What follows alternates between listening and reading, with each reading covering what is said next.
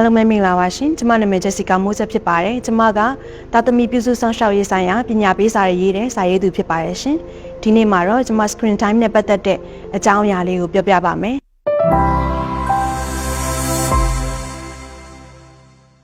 screen time နဲ့ပတ်သက်ပြီးတော့ပြောရရင်เนาะကျမတို့ရဲ့မိဘရဲ့အကြောင်းမှာပေါ့เนาะအငင်းပွားစရာလေးတွေရှိတတ်ကြတယ်ကျမကတော့ zero screen time လုပ်နိုင်တယ်ကျမကတော့ခလေးကိုပြမိတယ်ပေါ့เนาะခလေးကို screen time ပေးပြီးတော့မှအိမ်လုပ်တွေလုပ်ရတဲ့မိခင်ဖြစ်တယ်ဆိုပြီးတော့ပြောကြတဲ့အငင်းပွားမှုလေးတွေရှိရပေါ့เนาะဘယ်လိုပဲဖြစ်ပါစေကျမတို့အရေးအကြီးဆုံးသိထားမှာက screen time ကကျမတို့ရဲ့ခလေးငယ်ငယ်လေးတွေအတွက်မကောင်းဘူးဆိုတဲ့အကြောင်းအရာကိုတော့ကျမတို့လက်ခံရမှာဖြစ်ပါတယ်ကျမကိုယ်တိုင်လည်းခလေးကို screen time ပေးပြီးတော့အိမ်လုပ်ကိုလုပ်ခဲ့ရတဲ့မိခင်ဖြစ်တဲ့အတွက်မမေတို့ကိုလည်းကျမနားလဲတယ်ဒါပေမဲ့ကျမတို့တတိမူအားမှာ screen time ကဒီခလေးမွေးကင်းစားကနေတစ်နှစ်ခွဲအထိခလေးလေးတွေအတွက် screen time က zero screen time ဖြစ်တာအကောင်းဆုံးဖြစ်ပါတယ်ဒါပေမဲ့နိုင်ငံရဲ့ချမ်းမှာရှိတဲ့အဖိုးဖွားတွေအဖေအမေတွေနဲ့တော့ video call ပြောလို့ရတယ်ပေါ့နော်အဲ့ဒါလွဲပြီးတော့ခလေးလေးတွေကို TV တွေဖုန်းတွေ tablet iPad တွေမပြသင့်ပါဘူးဘာဖြစ်လို့လဲဆိုတော့ဒီ screen time ကခလေးရဲ့ဘာသာစကားဖွံ့ဖြိုးမှုတွေအုံနောက်ဖွံ့ဖြိုးမှုတွေကိုအများကြီးထိခိုက်တဲ့အတွက်ဖြစ်ပါတယ်နောက်တစ်ခုကခလေးတစ်နှစ်ခွဲကနေ2နှစ်လောက်မှာတော့ screen time ကိုအနည်းအကျဉ်းပေါ့နော်ပြလို့ရပါတယ်အဲ့ဒီအချိန်မှာကျမတို့တွေပညာပေးဗီဒီယိုလေးတွေ ABCD လေးတွေပေါ့နော်ကြပြ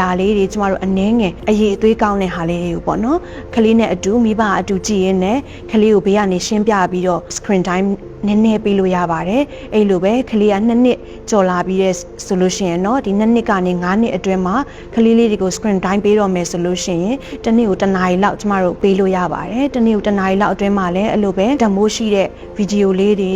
educational ဗီဒီယိုလေးတွေ games လေးတွေကျမတို့ပေးကစားသင့်တယ်ပေါ့နော်ဒီထဲမှာဒီ9နှစ်ကျော်ဒီ6နှစ်ကနေ12နှစ်လောက်ရောက်တဲ့ခါကျမှကျမတို့ကခလေးလေးတွေကိုတစ်နေ့ကို1နာရီကနေ2နာရီအထိပေါ့နော် screen time ပေးတာအကောင်းဆုံးဖြစ်ပါတယ်ဒီထက်များမယ်ဆိုလို့ရှိရင်တော့ခလေးတွေရဲ့ဒီအုံနောက်ဖွံ့ဖြိုးမှုတွေဘာသာစကားဖွံ့ဖြိုးမှုတွေမှာအများကြီးထိခိုက်နိုင်ပါတယ်ခလေးလေးတွေကို screen time 3ချိန်နဲ့ပတ်သက်ပြီးတော့ကျမတို့စီကန်းလေးတွေလုပ်ထားကြမယ်ပေါ့နော်စီကန်းလုပ်ထားတဲ့အခါမှာထမင်းစားချိန်မှာ screen time မပြဘူးနောက်တစ်ခုကညအိတ်ခမ်းနီးမှာ screen time မပြဘူးပေါ့နော်ညအိတ်ခမ်းနီးမှာ screen time ကြည့်တဲ့ခလေးလေးတွေကသူတို့ရဲ့စိတ်ကအရန် alert ဖြစ်ပြီးတော့ပေါ့နော်ခလေးတွေကအိတ်ဖို့ခက်ပါတယ်ပြီးတော့အစာစားချိန်မှာ screen time ပေးထားလို့ရှိရင်လည်းဒီအစာအာဟာရရဲ့အရာသာတွေဘာတွေကိုသူမသိတော့ဘူးပေါ့နော်မသိတော့တဲ့အတွက် screen time နဲ့ဒီထမင်းစားချိန်နဲ့ဒါရောလို့မကောင်းတဲ့အရာဖြစ်ပါတယ်ကျမတို့ကခလေးလေးတွေကို space စီကန်းပဲမဆိုပေါ့နော် screen time ပဲဖြစ်ဖြစ်တခြားစီကန်းတွေပဲဖြစ်ဖြစ်ခလေးတွေကတစ်ခါသတ်မှတ်ထားလို့ရှိရင်ကျမတို့ကဒီစီကန်းကိုဆွဲမြဲမြဲပေါ့နော်အမြဲတမ်းမိဘကလည်းလိုက်နာမယ်ခလေးတွေကိုလည်းလုပ်ပေးမယ်ဆိုလို့ရှိရင်ခလေးတွေကနောက်တစ်ချိန်မှာသူတို့အတင်းတောင်းဆိုတာမျိုးမရှိပါဘူးကျမတို့ကတခုတော့သတိထားမှာခလေးငိုတယ်ဆိုတိုင်းကျမတို့အလိုမလိုက်ဖို့တော့လိုတယ်ပေါ့နော်ခလေးကသူငိုတိုင်းမှာကျမတို့ကအလိုလိုက်မယ်ဆိုလို့ရှိရင်နောက်ဆိုလို့ရှိရင်သူကဒီငိုတာကိုလက်နဲ့တစ်ခုအနေနဲ့သုံးပြီးတော့သူလိုချင်တာတွေကိုတောင်းတော့မှာပေါ့နော်ဆိုတော့ကျမတို့ကခလေးကိုနားညည်းတယ်ငိုတယ်ဆိုပြီးတော့အစပိုင်းမှာအလိုမလိုက်ဖြစ်ဖို့ဒါကျမတို့စိတ်ကိုထင်ရမှာပေါ့နော်နောက်ပိုင်းကျလို့ရှိရင်ဒီငိုပြီးတော့တောင်းဆိုတာတွေ screen time ပဲဖြစ်ဖြစ်အခြားအရာတွေပဲဖြစ်ဖြစ်ပေါ့နော်သူငိုတိုင်းမှာသူလိုချင်တာတွေတောင်းလို့မရဘူးပါလားလို့သိတဲ့အခါမှာခလေးကသူများတွေခေါ်တဲ့ခလေးဆိုးလေးပေါ့နော်ငိုပြီးတော့အရာအလုံးကိုတောင်းနေဆိုတာကို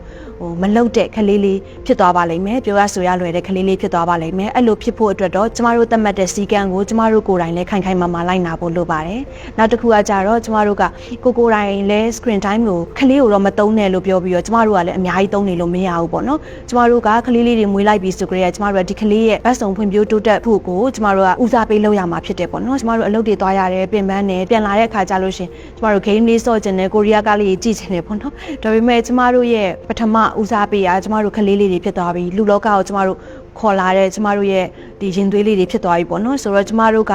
သူတို့ရဲ့ဘက်စုံဖွံ့ဖြိုးရေးကိုအရင်ဆုံးဦးစားပေးလုပ်ရမှာဖြစ်တဲ့အတွက်ကျမတို့ကသူတို့နဲ့အတူကစားမယ်သူတို့ကိုစကားတွေပြောမယ်အချိန်ပေးမယ်ပေါ့နော်သူတို့ကိုထိန်းမယ်အဲ့လိုမျိုးလေးတွေကျမတို့နေရင်းနဲ့သူတို့နဲ့အချိန်ဖြုံးပေးတဲ့အခါမှာခလေးကဘာတွေတိုးတက်တယ်လဲဆိုလို့ရှိရင်ဘာသာစကားတိုးတက်တယ်နောက်တစ်ခုကခလေးကမိဘနဲ့သူနဲ့ရဲ့လုံခြုံနှွေးထွေးတဲ့ဆက်ဆံရေးကနေဘာတွေရလဲဆိုကိုချစ်ခင်တတ်တယ်ကိုတန်ဖိုးထားတတ်တယ်ကိုယုံကြည်မှုတွေရှိတယ်ပေါ့နော်ဆိုတော့ကျမတို့ကခလေးကိုအတက်နိုင်ဆုံးအချိန်ပေးမယ်အချိန်ပေးရင်းနဲ့ပဲကိုယ်တိုင်လည်းဒီဖုန်းသုံးတာတွေ screen time သုံးတာတွေကို short ပြီးတော့နေထိုင်တဲ့အခါမှာခလေးကိုယ်တိုင်ကလည်းကိုယ့်စီမှာမမြင်နေတဲ့အတွက်ပေါ့နော်ခလေးကလည်းသူလည်းရပိုင်ခွင့်ရှိတယ်လို့မထင်တော့ဘူးပေါ့ဆိုတော့ကျမတို့ကလည်းခလေးကိုပုံသက်တည်အဖြစ်ကိုယ်တိုင်လည်း screen time ကို short ပြီးတော့နေမယ်ပေါ့နော်နောက်တစ်ခုကပေါ့နော်ကျမတို့ screen time မပေးဖို့ဆိုလို့ရှိရင်ခလေးတွေက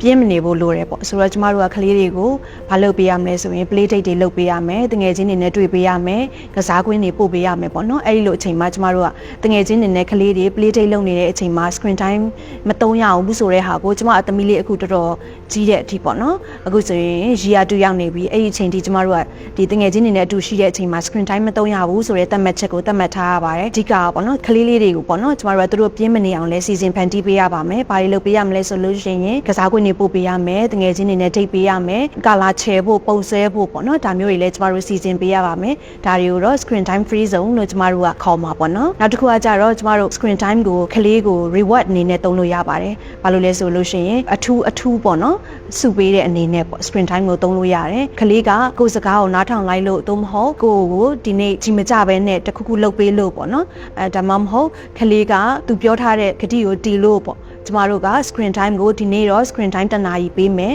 ညနေကျရင် screen time ကိုပုံမှန်နာရီဝက်ပေးနေတာကိုကျမတို့1 နာရီပေးမယ်ဆိုတာမျိုးကလေးကို reward အနေနဲ့ပေးလို့ရတယ်ပေါ့နော်နောက်တစ်ခုကကျမတို့ကကလေးက screen time မလိုချင်အောင်ကျမတို့သူ့ကိုပွင့်ပွင့်လင်းလင်းပြောထားပေးရမယ်သူ့ကိုဘာကြောင့်ပေါ့နော်စီကန်းနေတတ်မှတ်နေတာလဲဆိုတော့ကလေးကမသိဘူးလေနော်ဆိုတော့ကျမတို့ကစီကန်းတစ်ခုခုတတ်မှတ်တော့မယ်ဆိုလို့ရှိရင်ကလေးကဘာကြောင့်စီကန်းတတ်မှတ်တယ်ဆိုတာကိုသိရဖို့အတွက်ကိုကျမတို့ကကလေးကိုရှင်းပြမှရမယ်ပေါ့နော်ကလေးကိုငါမတုံးနဲ့ဆိုလို့မတုံးနဲ့ဆိုတာမျိုးကကျမတို့ဒီခေတ်မှာလည်းအသုံးမဝင်တော့သလိုဒါမှန်ကန်တဲ့ပြုစုပြောထောင်နည်းလည်းမဟုတ်သလိုမှန်ကန်တဲ့ဆုံးမတဲ့နည်းလည်းမဟုတ်ဘူးပေါ့နော်ကလေးတွေက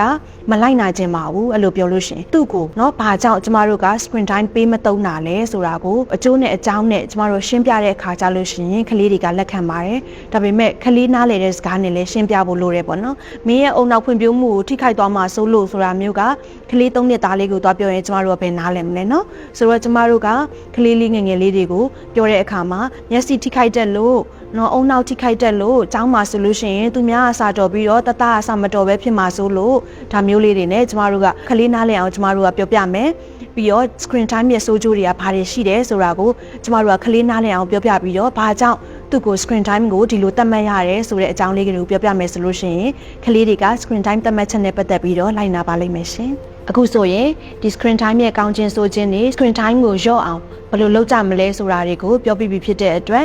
အတက်နိုင်ဆုံးဖေဖေမေမေတို့နဲ့အတူကျမတို့စူးစမ်းပြီးတော့ screen time လျှော့ကြပါစို့နော်